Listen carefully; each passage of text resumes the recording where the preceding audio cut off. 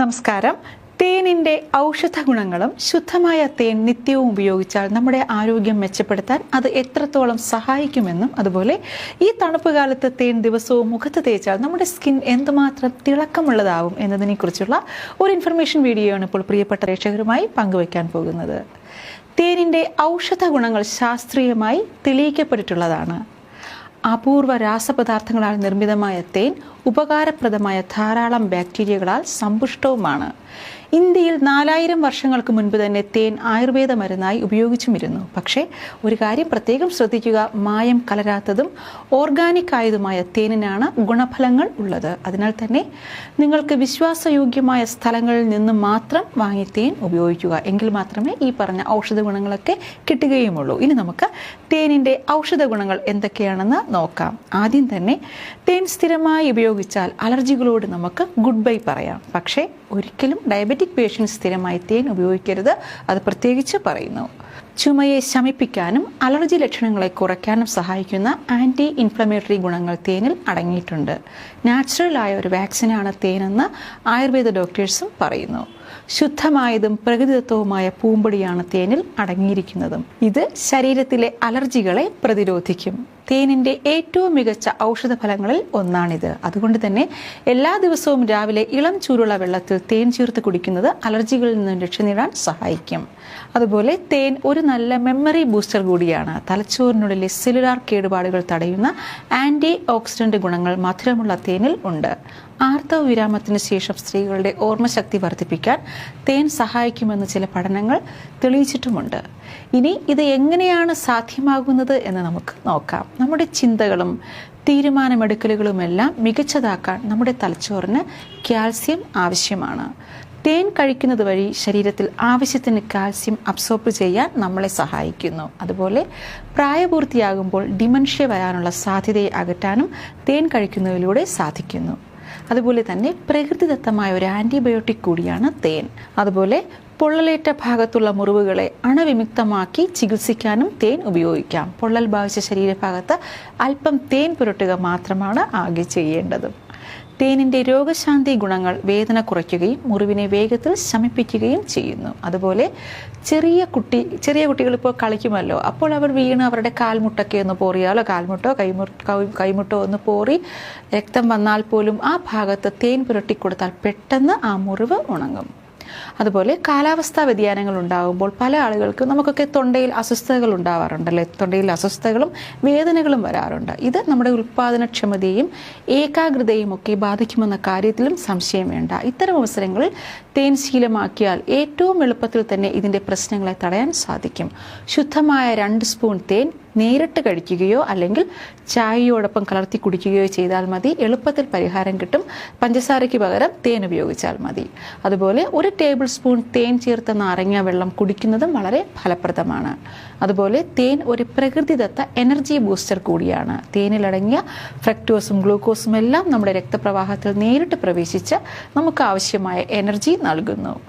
അതിരാവിലെ കുട്ടികൾക്ക് നൽകുന്ന ഒരു ചെറിയ ടേബിൾ സ്പൂൺ തേൻ കുട്ടികളുടെ ആ ദിവസത്തെ ഏറ്റവും നന്നായി ഹാൻഡിൽ ചെയ്യാൻ കുട്ടികളെ സഹായിക്കും. അതുപോലെ എക്സസൈസൊക്കെ കഴിഞ്ഞതിന് ശേഷം 1 ടീസ്പൂൺ തേൻ കഴിച്ചു നോക്കൂ. അത് നിങ്ങൾക്ക് കൂടുതൽ ഉന്മേഷവും ഊർജ്ജസ്വലതയും നൽകും. ശരീരത്തിൽ കൊഴുപ്പടിഞ്ഞു കൂടുന്നത് കുറയ്ക്കാനുള്ള ഏറ്റവും നല്ല മാർഗമാണ് തേൻ.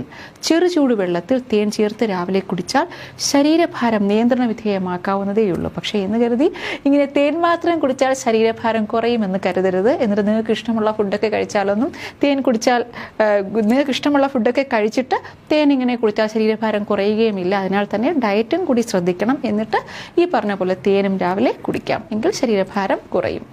അതുപോലെ അപസ്മാരം വരുന്നവർക്കും അപസ്മാരത്തിന് വേണ്ടി ഇപ്പോൾ മരുന്ന് കഴിക്കുന്നവരായാലും ശരി തന്നെ അത് തടയാനായി, അപസ്മാരം വരുന്നത് ഒഴിവാക്കാനായി വയമ്പ് പൊടിച്ച് ബ്രഹ്മിനീരും തേനും ചേർത്ത് കഴിക്കുക. പക്ഷേ ഒരു കാര്യം ശ്രദ്ധിക്കുക, അപസ്മാരം അഥവാ സീഷ്യസ് വരാതെ ഇരിക്കാൻ മരുന്ന് കഴിക്കുന്നവരാണെങ്കിൽ മരുന്ന് അത് കഴിക്കുകയും ചെയ്യണം. അതിൻ്റെ കൂടെ നേരത്തെ പറഞ്ഞ ഈ ഒരു കാര്യം കൂടി ചെയ്യുക. അതുപോലെ അരുചി മാറാൻ ഏലത്തരി പൊടിച്ച് തേനിൽ ചേർത്ത് ദിവസം പലവട്ടം കഴിക്കുക. അൾസർ മാറാനും ബീട്രൂട്ട് നീരിൽ തേൻ ചേർത്ത് കഴിക്കുക, അല്ലെങ്കിൽ വാഴപ്പിണ്ടി നീരിൽ തേൻ ചേർത്ത് പതിവായി രാവിലെ കഴിക്കുക.